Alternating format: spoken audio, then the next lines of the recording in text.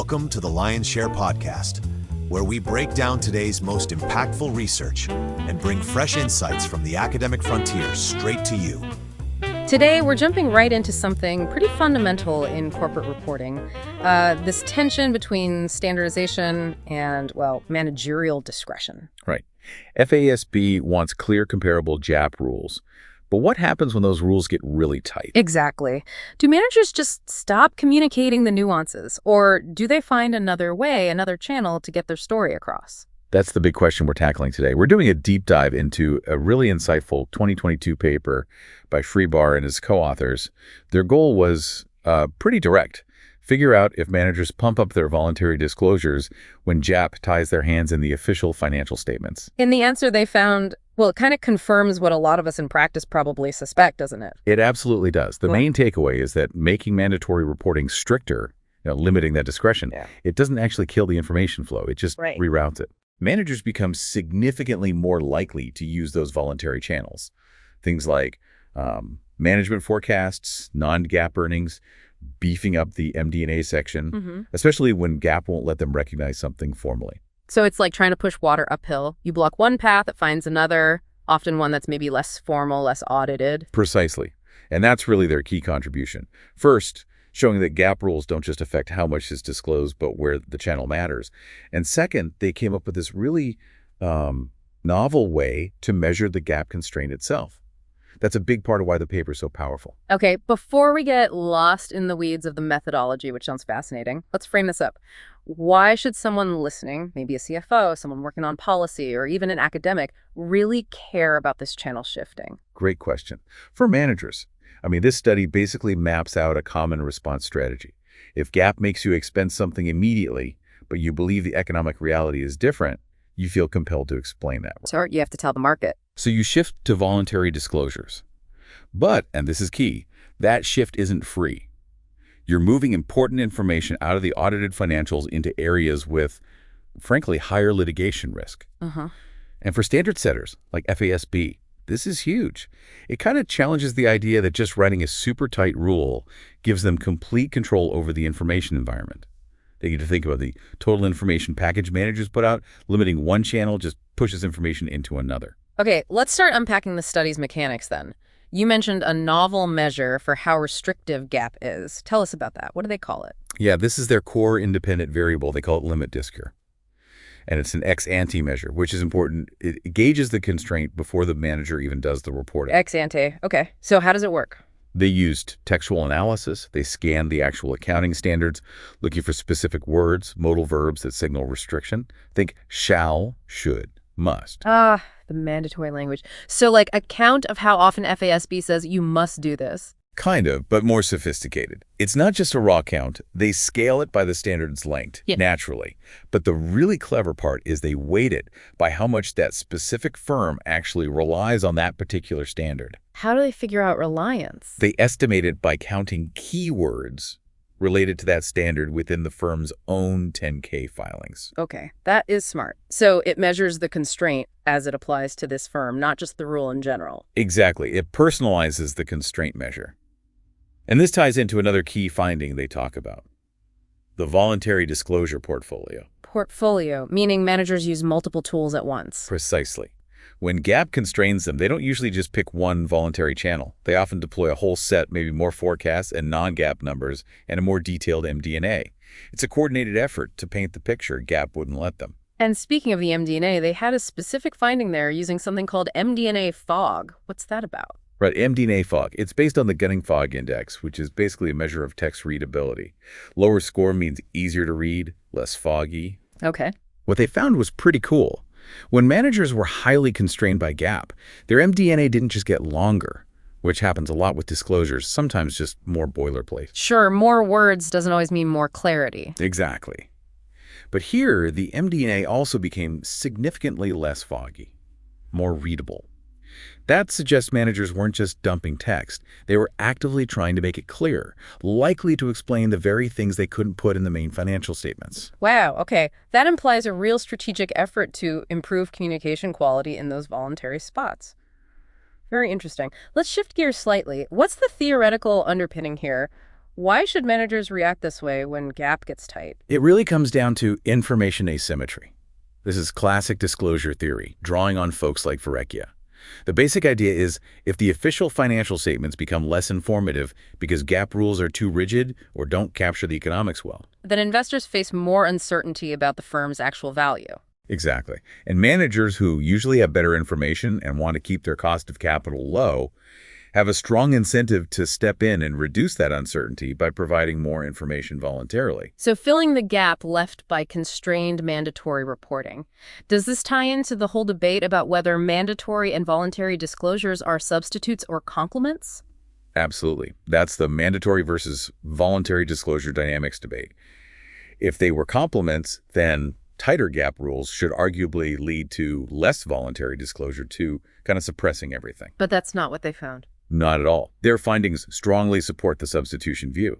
When the mandatory channel, GAAP recognition, is restricted, managers substitute towards the voluntary channels to maintain the overall flow of information to the market. Makes sense. But they also expected this substitution to be stronger or weaker depending on the company's situation, right? They had cross-sectional hypotheses. They did. Following prior work, they predicted the effect would be stronger when there's more demand for information or better monitoring. Think firms with lots of analysts covering them, or high institutional ownership. These stakeholders scrutinize more, so managers feel more pressure to explain things. And weaker when? Weaker when managers might have incentives to, shall we say, obscure things a bit. Like if the firm is performing poorly, reporting a loss maybe, or low profitability. In those cases, the manager might prefer strategic silence over laying everything bare voluntarily. Okay, that theoretical framework seems solid. Now let's get back to the how. Proving this stuff is tough. How did they tackle issues like validity and the big one, endogeneity, making sure it's the rule causing the change, not something else? Yeah, the methods are really a highlight here. For construct validity, making sure their limit diskers measure actually captures rule restrictiveness, they did several things. Crucially, they had expert accountants rate sentences from GAAP standards. Oh, interesting. And these experts agreed, I think it was 98% of the time, that words like shall, should, must genuinely limit discretion in those contexts. That's pretty strong validation. Okay, that helps build confidence in the measure itself. But what about endogeneity? Couldn't it just be that complex transactions require both complex rules and lots of voluntary explanation? How do you separate the rule's effect? That's always the challenge in archival research, right? They used a few key strategies. First, they included lots of fixed effects, firm fixed effects, industry-by-year fixed effects to control for stable differences across firms and time-varying industry trends. Standard practice, but important. Definitely. But then they did something more specific and quite technical, orthogonalization. Orthogonalization. Okay, break that down for us. Why was that necessary? Right. So think about it. A really complex accounting issue, like business combinations, might naturally have a long, detailed standard and generate lots of manager discussion. They wanted to make sure their limit disk score wasn't just acting as a proxy for this underlying transaction complexity. Ah, I see. You want the effect of the language, the shalls and musts, not just the difficulty of the topic itself. Precisely. So they statistically controlled for measures of complexity, like how long the definition of the transaction was in the standard. By orthogonalizing limit disker against complexity, they essentially stripped out the part of limit disker that overlapped with complexity, isolating the impact of the restrictive language itself. That's clever. It really helps pinpoint the mechanism. It does. But the strongest piece of evidence for causality comes from their difference in differences analysis. Right, the DINI. This is where they look at actual rule changes. Exactly. This is powerful because a FASB rule change is largely exogenous to any single firm. It's an external shock. The firm's underlying business is humming along, and suddenly the accounting rule changes. They looked at 4 specific major standard changes. Can you give an example or two? Sure. They looked at cases where the new rule increased the limits on discretion. A classic one is FAS 123R on stock options. It forced expensing, removing prior discretion. Another was FAS 142 on goodwill, changing the impairment testing. In both, discretion went down. Okay. But they also cleverly looked at a case where discretion increased.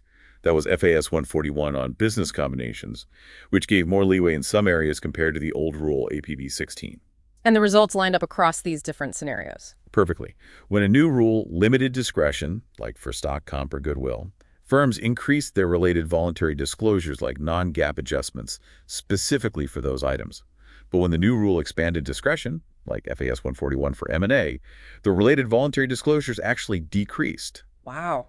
That asymmetry increase with restriction, decrease with expansion, that really strengthens the causal claim, doesn't it? It's not just some general trend over time. It provides really compelling evidence that managers are directly responding to the change in discretion afforded by the specific standard. All right, let's bring it all together. What were the main results?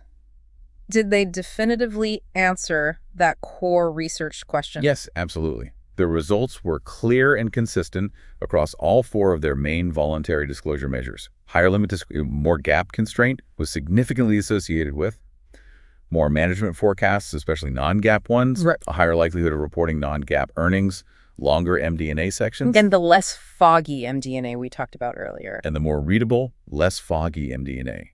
Positive, significant relationships across the board. Were the effects big enough to matter in the real world? Economically significant? Definitely. They report some magnitudes, like firms in the top 10th for GAAP constraints issue about 17% more forecasts and are roughly 17% more likely to report non-GAAP earnings compared to firms in the bottom 10th. That's not trivial. It shows a meaningful shift in communication strategy. And the cross-sectional findings? Did they pan out as predicted by theory, the monitoring effects? They did. Just as hypothesized, the tendency to substitute towards voluntary disclosure was significantly stronger for firms with higher analyst following and more institutional owners, basically, where market demand for information is high. And weaker for poor performers. And weaker for firms performing poorly, suggesting those managers might indeed prefer to withhold information when constrained rather than highlight bad news voluntarily. Okay, so summing up the whole project, what's the final conclusion the authors land on? And based on everything we've discussed, the measure, the design, the digizzy, does that conclusion feel well supported? Their main conclusion is straightforward. Managers systematically use voluntary disclosure channels as substitutes when GAAP rules limit their discretion in the formal financial statements. Information flow gets rerouted. And you'd say that's warranted? Oh, absolutely warranted. I mean, the multifaceted approach is really convincing. They developed and validated a novel measure that used robust fixed effects. And critically, they provided strong causal evidence through the dility analysis, focusing on those external rule changes. Seeing the same pattern across different types of voluntary disclosure and different rule changes really bolsters the conclusion. Yeah, it moves beyond just correlation. It feels like a pretty solid explanation for a behavior we observe all the time. It really does. This paper provides a rigorous underpinning for why we see this constant growth in non-GAAP metrics and these ever-expanding MD&A discussions. It's not random. It's often a direct, systematic response by managers navigating restrictive accounting rules. Which has major implications, right? Yeah. For practitioners trying to understand the full story, and for standard setters trying to craft effective rules. Exactly. For practitioners, you need to look beyond the face of the financial statements, especially when you know certain GAAP rules are restrictive. The real juice might be in the non-GAAP reconciliation or the MD&A narrative. For standard setters, it's a reminder of that trade-off.